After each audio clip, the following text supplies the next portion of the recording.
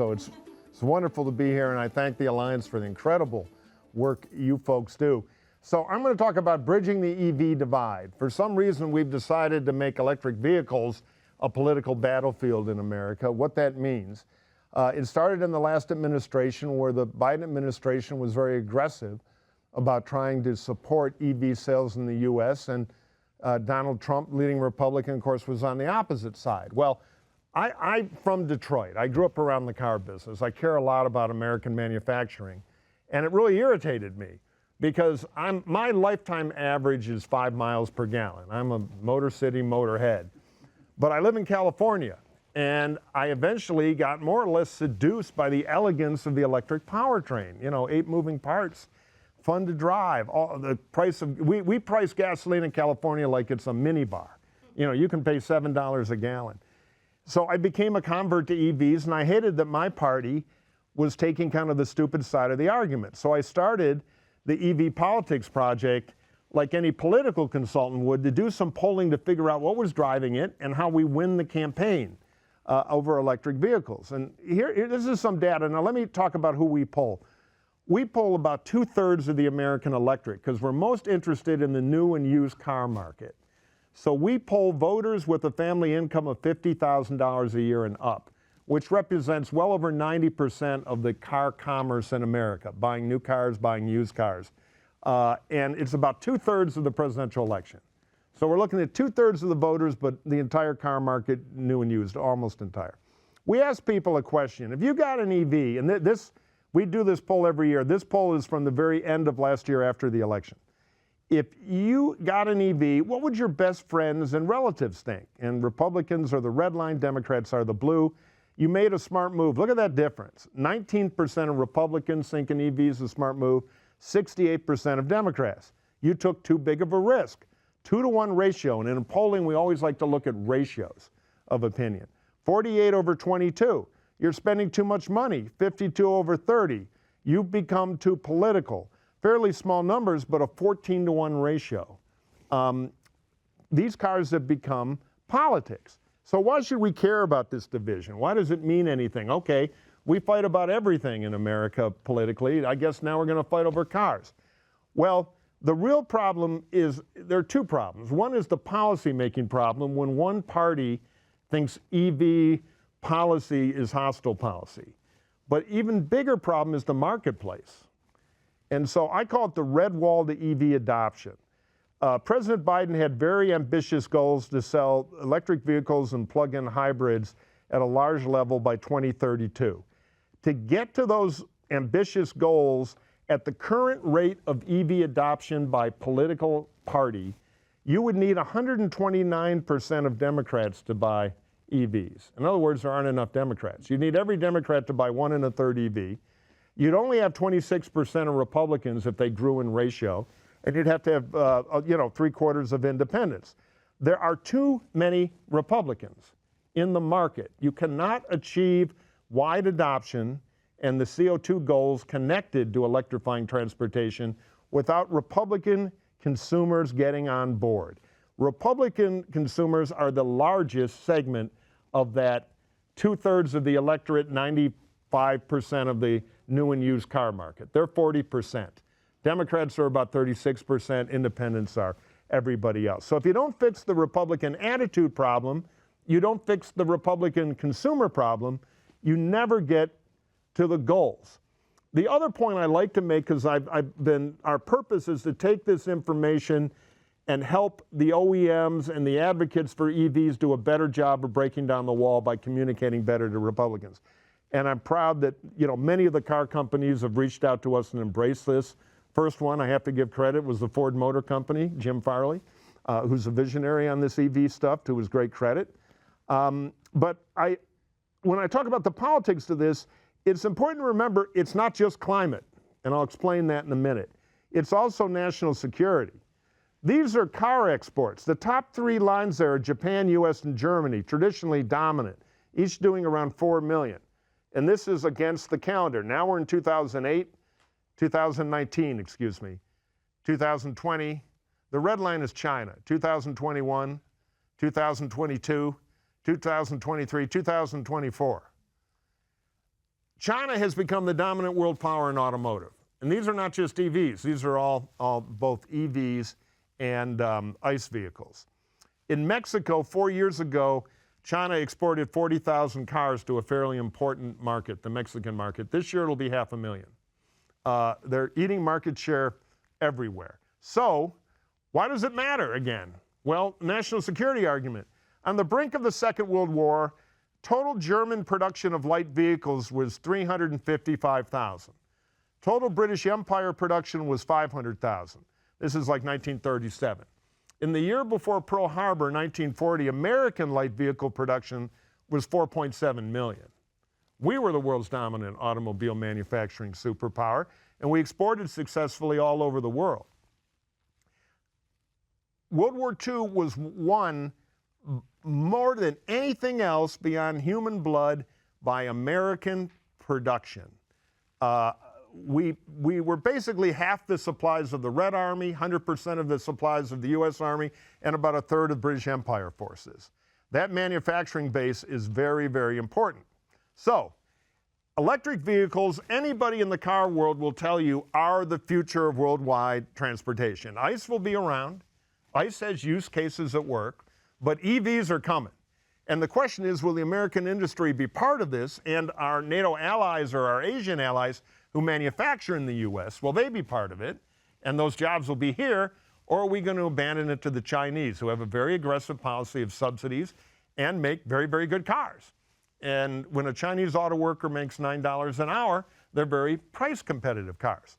So the American EV market is critical. It's only 10% of the world market, but it's the most lucrative and profitable market. Therefore, it is important that the EV market here succeed, because it's vital to the auto industry of us and our allies. So we ask people a category question. Are you seriously interested in buying an EV in the next year or so? Do you say you might buy an EV once problems are worked out and prices go down, or I'm never going to buy an EV? If you combine what we call kind of the pro-EV base voters, 27% among Democrats, and 51% the swing voters, thinking about it, you know, bugs got to get worked out, charging, you're up to 78%, a very healthy number. But look over at Republicans. You have more than twice as many people saying no way, never, barely over half. The good news is that number's inching up, and I'm going to show you some data about it. So those are the three categories. Now, we asked people about car brands, and I'm only going to do two here for time, but if you look at Trump voters and Harris voters, or Republicans and Democrats, opinions people have of the main brands are pretty much the same, regardless of party. Ford is popular with both. Toyota is epically popular, always the best testing brand. Chevy, Volkswagen, they all look pretty much the same. We even asked people, we took the brands out and just said American brands, Asian brands, European brands, and it was the same kind of number. The Republicans are a little more flag waving. They run about 10 points higher. But fundamentally, there's not a partisan cut when you ask people about where the car comes from or what the famous big brands are. When you say electric car brands, look at this. Republicans go to a 48% negative rating, Democrats only 13%. 15% positive with Republicans, the gray is mixed, 40% with Democrats. That is a 60-point partisan difference. You don't see cuts like that in consumer products. And that is a problem. Well, how the hell did it happen? Why did we pick cars to fight over? Well, I blame this guy. There are a lot of things to blame, but this is the famous Nissan Polar Bear. Way back when the Leaf, a breakthrough vehicle, the first real mass market battery electric since the old Detroit electrics back in 1913, which were, by the way, the dominant cars were originally electric. They were sold to women because the crank was kind of dangerous and there was oil and gas, so the electric cars were considered more civilized. And they were a sales success till the use cases, trucks, etc., ICE gasoline cars became more powerful. Well, we're back to electric with the Nissan Leaf, and it was sold originally on environmental dogma with an ad that won a lot of creative awards because it's very clever creative, but it was strategically a blunder.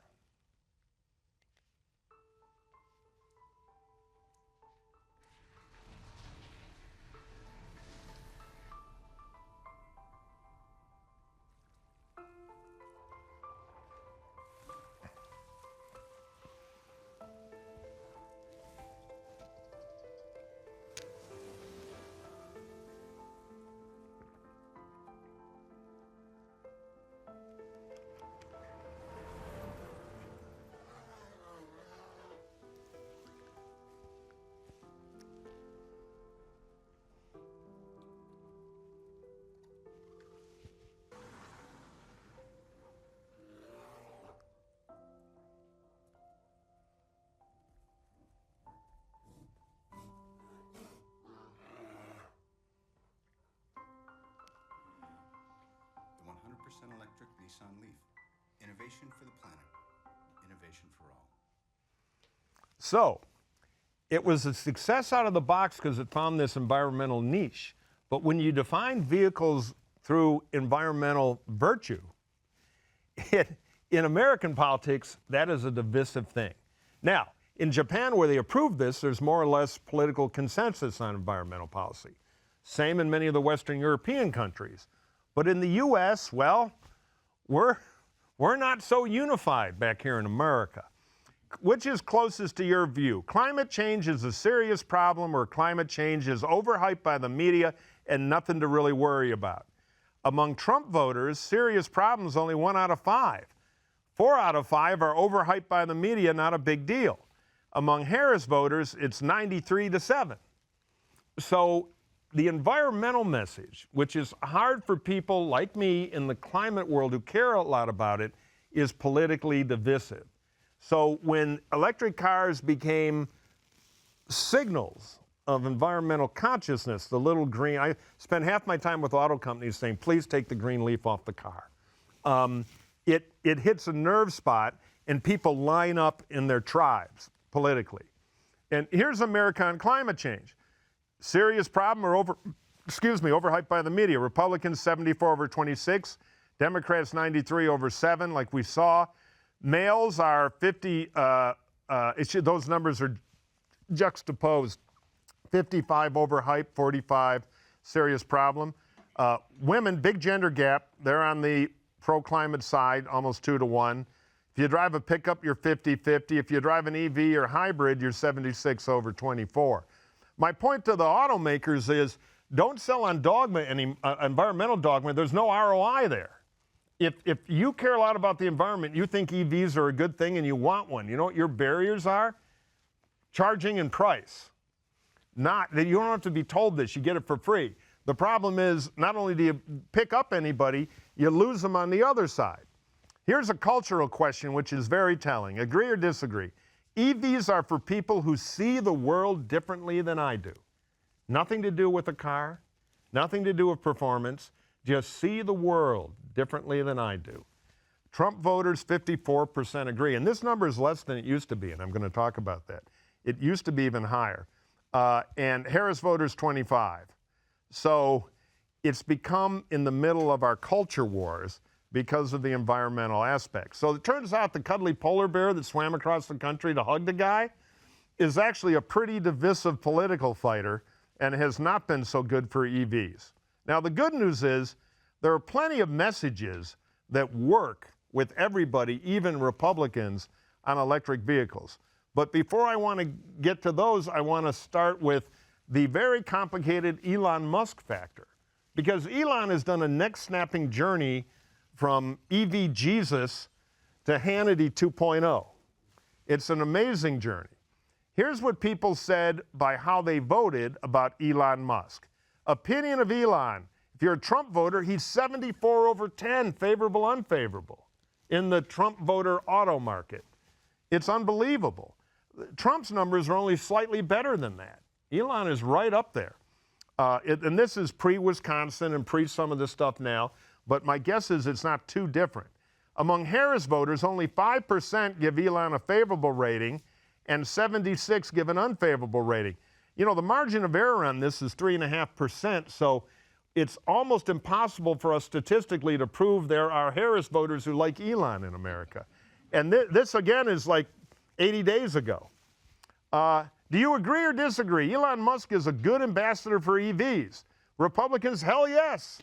Great ambassador of EVs. I haven't bought one. I don't like him, but he's a great ambassador. Democrats, I love my EV, and no, get him out of here. Where's the bumper sticker? I bought this before Elon went crazy. If you think climate change is a serious problem, 2-to-1, you're anti-Elon. 66 on bad ambassador, over 34 good. And if you agree that EVs are just for leftists and liberals, which most Republicans do, 74/26. By the way, if you drive an electric, Elon's numbers are a lot lower than if you drive a large pickup truck. So he's totally done the hop. But here's the question for those of us who care about more EVs in North America. Could it help?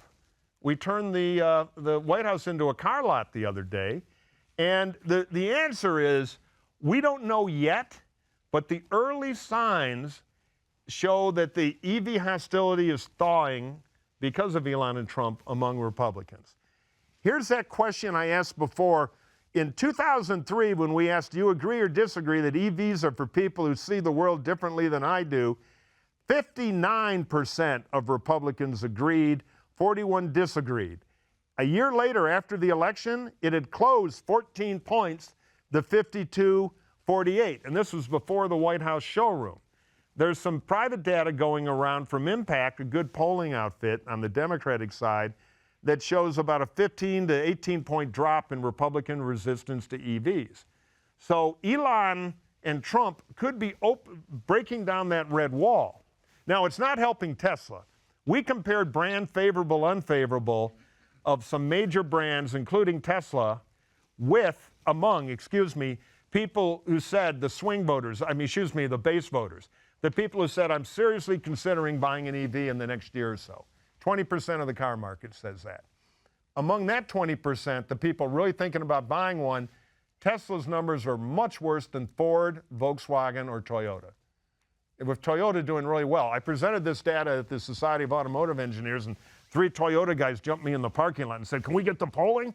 If we could only get Toyota City to approve an EV, we would sell a lot of them, just like Honda's doing, even though that's a GM-made EV. So, in the short term, among the people most likely to buy EVs, Elon's killing Tesla. But in the macro, he's opening Republican minds to EVs, which is a good thing. Now, here's more good news. The EV issue is generational. Young consumers always win over time because old consumers tend to leave for the car lot in the sky and stop buying cars. Right now, the older market buys a lot more cars. And there are concerns in the industry about young voters using rideshare and a lot of stuff going on. But fundamentally, any marketer starting at Philip Morris will tell you, get them young. Well, look at the difference. Agree or disagree, EVs are the future, and one day I'll probably drive one. If you're under 44, you're 2 to 1 on that. Going the right way, and that number is growing. If you're over 65, you're not so sure, but there's still a good chunk, 42. It's not that bad. So the number on the left is the number of the future. That is a good thing. And here's the number one thing, and I tell the OEMs this, I tell dealers this. I'm constantly telling the car companies, and I'm in the advertising business. I've run ad agencies for a living. I'm a marketer and a communicator. Cut your paid spend on the EV side. Instead, push inventory to the dealers and let them burn them up as demos. Because the word of mouth is the most powerful thing for an EV. Not an hour drive with a nervous salesman who really doesn't want to sell you an EV for reasons I'll explain, but let them have it because, and deal with it over a weekend. Do you have friends or relatives that drive an electric vehicle? Among people who do, the amount that agree with the statement that EVs are for people who see the world differently than I do is 2 to 1 toward no. Among people who don't know anybody in their personal life, a friend or relative that has an EV, the numbers are much more hostile. Now, look at the two worlds. I have a friend or a relative with an EV. On all the numbers, EVs don't make sense where I live. EVs are the future, and I'll probably drive one, up at 76. EVs are for left-wingers, only 26. If my friends would think I'm smart to buy one, all the numbers are significantly higher if you know somebody with an EV. If you don't, look at the difference. EVs don't make sense, you're up 29 points higher at 63. EVs are the future, you're 39 points lower at 37. EVs are for left-wing kooks, you're up 19 points higher. Your friends will think you're smart, you're 25 less. So as EVs grow and the flood of used lease EVs heading into the used car market, which will be cheap, all those factors compound, which is why EV sales are growing every year. The question is the lumpy scale and how much we can get government on the side of that. Now, when selling EVs, we asked people the top 2 combined, first or second, when they rated these reasons to buy an EV, never paying for gas. Number 1, look at Republicans and Democrats. It does fine with both of them. Republicans are greedy. I'm a greedy Republican. I don't like paying $7 for gas in LA. Rebate from the government. Now, you can go to no shortage of think tanks here in Washington, many of whom will take a nice fat check from the oil refiners, and they'll tell you, Republicans hate subsidies. Not true. Every time we test this, the greedy Republicans do a few points better than the Democrats. They love the idea of a check from the government. The new technology is appealing. Republicans dig that. So do independents. Good for the environment. Wham! There's the polar bear again. 40-point difference. So guess what? I work in Hollywood as a writer. And remember the Rockford Files? The guy who invented that was Stephen J. Cannell, one of the greatest writer-producers in the history of television, 100 hit shows. I got to do a pitch with him, long story. It was about Border Town. So we're in there, and the network guy says, you know, Border Town, Stephen, we're very worried about that, because what do you do about the oil cans with the fire and the rusty barbed wire and the three-legged dogs, you know? How do we get around that? And the world's greatest TV writer just looked at him for a minute and said, well, I don't know about you, but I've made a few TV shows, 9 hits. I wouldn't put that crap in the script. Exactly. Green leaves off the cars. Stop dividing people. Sell the stuff that works. Fast, fun to drive, no gas, you get a rebate. Oh, by the way, I should say, look at the bottom. There are no damn good reasons. Third of Republicans. Now, what's your biggest concern? Cost and range. Range and charging. All the fear is the range and charging stuff. Confusing technology, no. EV batteries from China, that's got a little Republican thing going to it. Fox pounds on that a lot. But again, there's not a lot of partisan cut here.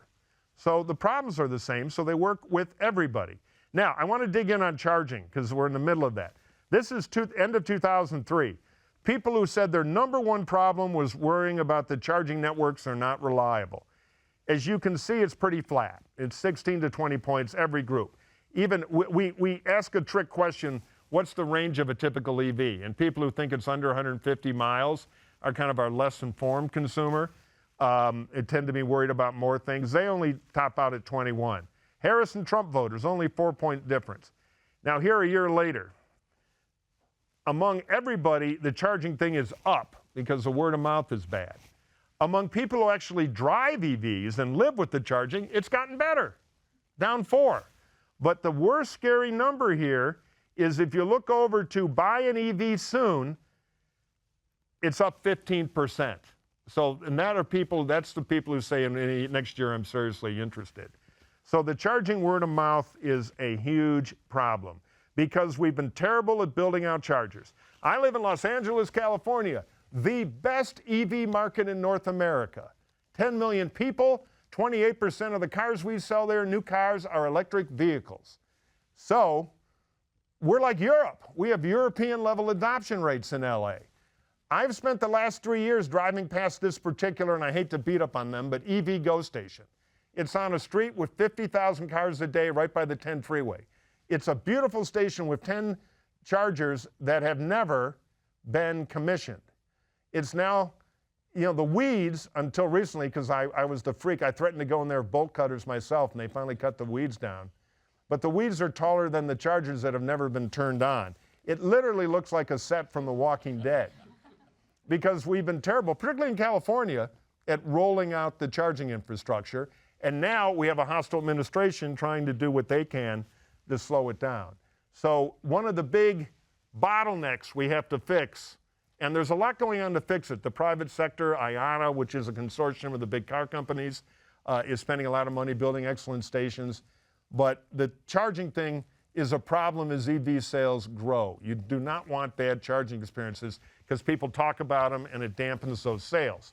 Now, most people charge at home. So one of the other big problems is agree or disagree. We ask people, home charging is too big of a challenge if you live in an apartment or condo. Across the board, everybody says it. Trump voter, Harris voter, there's no partisan cut. It is a thing. And I believe it's the most important single thing in charging policy right now. Getting level 2 into apartment buildings, and we're doing a lot of work at that on EV politics, because for the price of one high voltage DC fast charging terminal, you can put 35 to 40 units in an apartment building. It's very important to the rideshare industry because they want their drivers to be able to charge overnight. It's a meaningful increase in personal income to them. If you're a full-time Uber driver in California on an electric car, if you had apartment charging, and 70% of Uber full-time drivers are in apartments, if you had home apartment charging, you'd probably increase your family income by $600 to $700 a month, meaningful increase. The EV rebates that Republicans secretly love, nobody knows about them. Nobody knows. The dark green line are the people who say, yes, they exist and they're substantial. And as you can see, even people who are buying an EV soon rate it the highest because it helps sell EVs. That's why they're buying an EV soon. But only half know. They're a mystery. Can't be. So finally, I'm going to end with the political fight. The biggest mistake in EV policy has been, and I blame the Gore administration for this, and to some extent the companies and everybody else, we never shouted the gospel. There's been a massive increase in American manufacturing jobs based on EVs. We've been building plants for batteries and components all over the U.S. Number one is Georgia, number two is Michigan. It's been great for both states. Yet right now, we did a poll during the campaign. Trump spent, and the Republicans spent $30 million in Michigan trashing EVs. Michigan voters believe 60-40s that EVs are bad for Michigan and the auto industry. It was totally unanswered by the Harris campaign. It's a real problem. So jobs in China are the issues that work in defending these subsidies. We polled it with only Republicans, with everybody.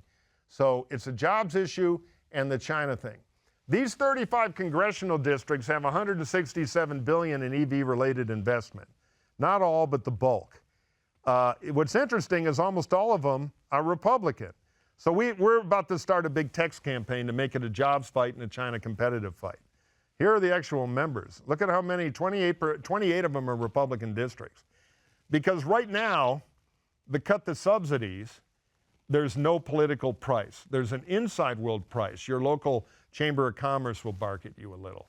But among Republican primary voters, even though the numbers are getting better after the car sell-a-thon on the White House lawn, it's still pretty much what a member of Congress or political consultant would call a free vote. Can't be a free vote anymore. So I'm telling the environmental advocacy groups, back off the climate stuff. The climate argument is very problematical. And here's your win. You don't have to have a Save the Whale sticker on Bubba's truck. You just want to take over the tailpipe by letting him know he can beat the local hippie in a drag race in a Lightning electric pickup. Sell the driving attributes and the no $2,000 a year in gas. That's the secret. So that's what we're doing at EVs for All America. These are our C3, C4, et cetera. If you go to the website evpolitics.org, a lot of our data is there. And soon at American EV Jobs, we're launching this mobile app where you put in your zip code if you're in one of those districts. We're going to do 1 million texts. And it'll tell you how many jobs in your town are at risk. And do you want them to go to China? You push a button, you ring your congressman. So I'll be around today. Thank you all very much. This is the future of the American auto industry. We must embrace it. Thank you, Frank.